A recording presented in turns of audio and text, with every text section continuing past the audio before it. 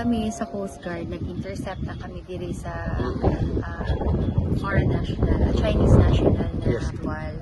Kay we received actually the report sa FF Cruise Shipping na may ara ka daw na dulang individual na wala identification or any documentation, sir.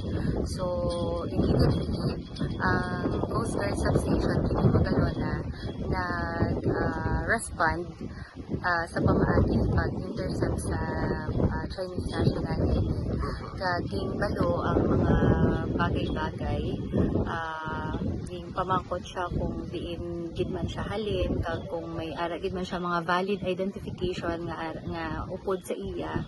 However, wala gid siya may ipakita nga any documentation and IDs, sir, nga dala-dala niya. Actually, sir, ang ano gani is ang dala niya lang daw sa iya nga pocket, toothbrush niya, sabon niya. So wala gid siya dala biskan ano. And right now kami nag under custody siya namon, but we will turn over him sa Bureau of Immigration.